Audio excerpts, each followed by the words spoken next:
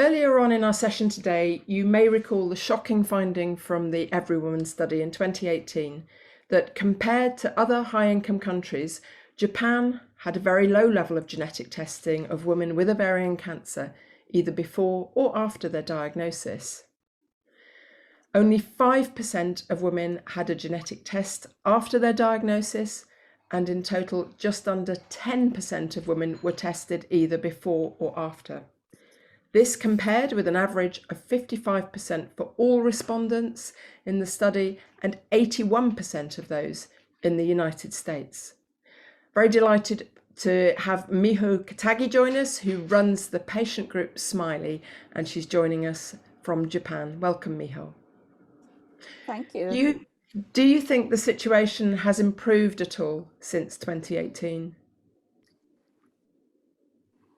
In Japan, PAP was approved for recurrent ovarian cancer in January 2018. In June 2019, PAP was approved as early maintenance chemotherapy for ovarian cancer diagnosed with stage 3 or higher.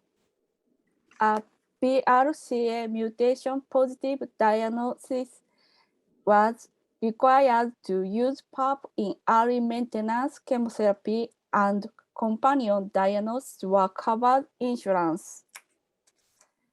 Many ovarian cancer patients diagnosed with stage 3 or higher and now being tested for BRCA mutations and HRD, and we are choosing the best maintenance chemotherapy.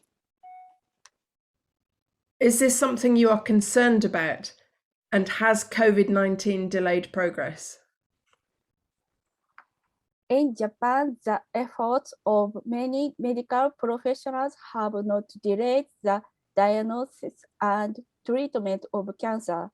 We evaluate that genetic testing is being carried out properly.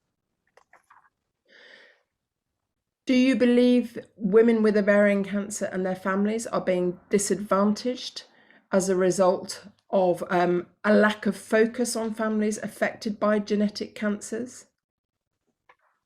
Yes, in Japan, unlike the GINA law in the United States, there is no law prohibiting genetic discrimination.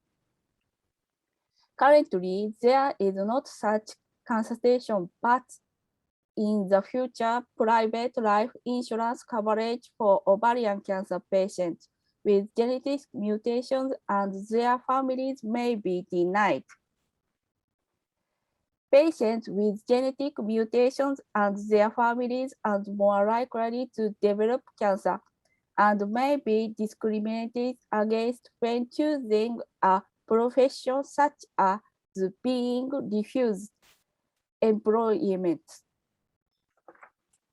From April 2020, women diagnosed with ovarian cancer regardless of histology of stage of progression can be tested for BRCA mutations.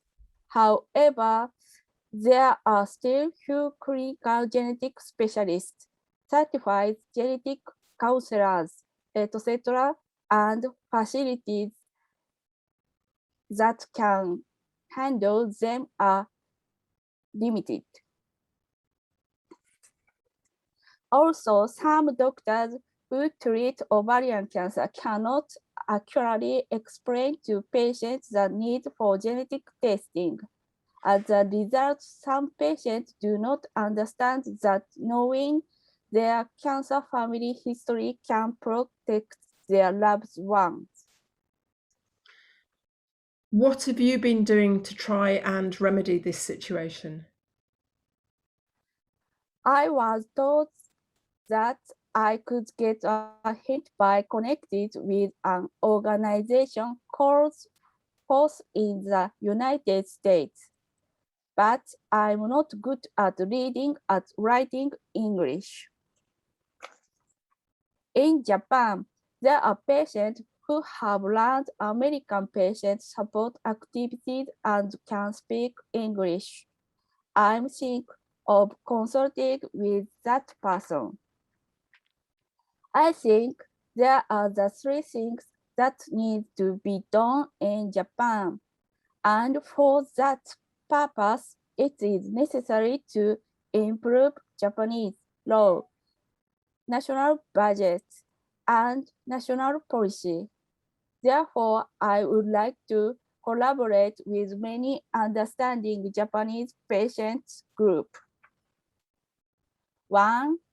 A law that protects information about patients with genetic variation and their families. 2.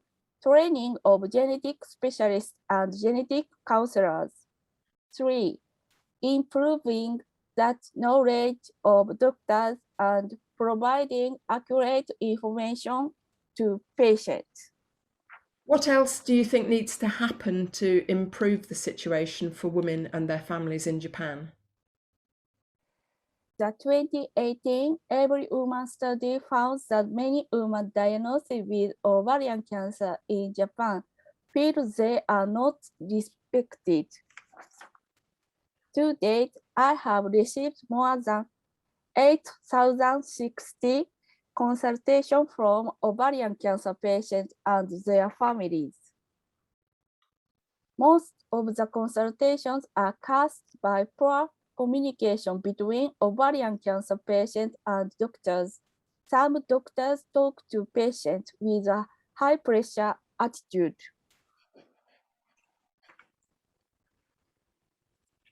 It hurts the patient, and the patient will not be able to convey her wishes or questions.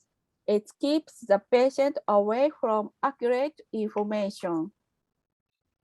In Japan, it is necessary to improve the place of medical care so that doctors and patients can have a healthy discussion. And I think it helps protect the dignity of Japanese ovarian cancer patients. It is really important to address this issue with communication, particularly when dealing with sensitive issues of family history. Thank you. Thank you very much, Miho, for joining us. Thank you. Thank you. And our next session is about to start. So if you'd like to click on the next link, we shall see you in that session. Thank you.